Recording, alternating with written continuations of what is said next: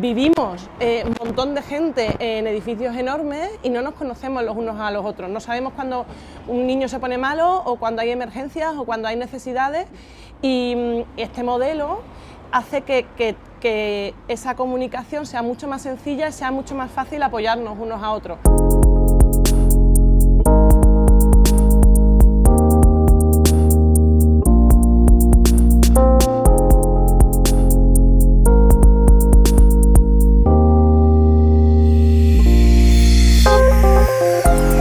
Me llamo Emma Gascó y llegué a Entre Patios por amigos que me hablaron del proyecto. Veía que era una fórmula que por un lado me resolvía el problema de la vivienda y por otro lado era afín a lo que yo sentía o lo que yo veía un poco políticamente, ¿no? Mi nombre es Iñaki Alonso y soy arquitecto y llevo prácticamente, bueno, desde el principio en el proyecto con dos roles, uno de vecino y otro de arquitecto, que es muy difícil y siempre recomiendo que no se repitan. Arrancamos el proyecto hace mucho tiempo y durante la carrera yo me topé con muchos proyectos similares dentro del socialismo utópico de los años 60, 70 y estudiando diferentes movimientos en Europa. Resultó muy interesante encontrar experiencias sobre cómo vivir de otra manera.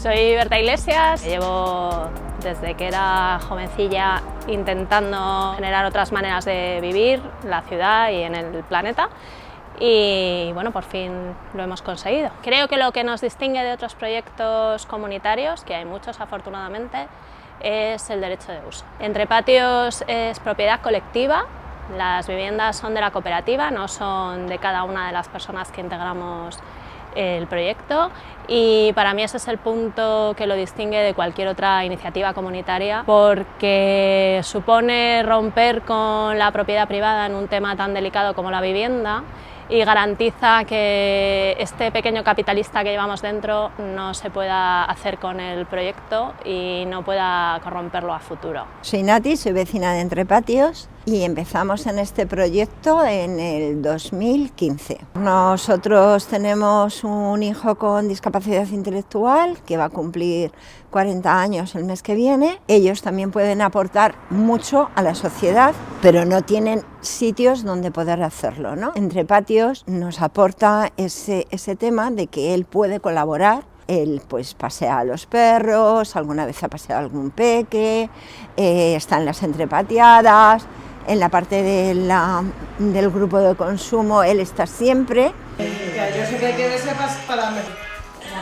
Vamos, al lado de Luis. Tenemos un día al mes que llamamos Entrepateadas, que son días de trabajo colectivo para ir pues arreglando cosas que se hayan podido romper o cosas que haya que mejorar, etc. Cuidamos mucho que cada uno tenga sus espacios privados, pero construimos una serie de espacios comunes donde se puedan disfrutar una serie de aspectos esenciales en la vida cotidiana. Sacar las lavadoras que siempre están dentro de lo privado y ponerlas en común, bueno, genera menos gasto, en vez de 17 lavadoras tienes 4, y luego genera un espacio donde te encuentras con un vecino o una vecina y puedes charlar, qué tal estás, por lo tanto ayuda a construir comunidad. Todas las casas tienen su cocina, ¿no? Pero si luego ponemos una cocina común, bueno, pues generas un espacio con una parte doméstica que la puedes pasar a lo común, donde haces cumpleaños, comida, cenas, igual con un espacio para niños, ¿no? Entre Patios yo creo que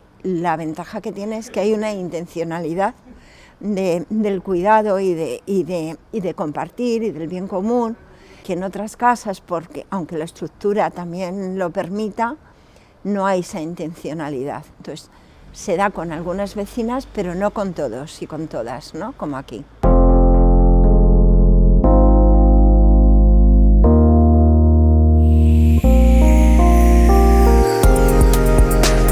Hay un pilar medioambiental clave, hacer que los edificios gasten muy poca energía, que produzcan su propia energía, que incluso se construyan de madera, incorporando toda la estrategia de carbono, para hacerlos 100% descarbonizados, como hemos hecho aquí.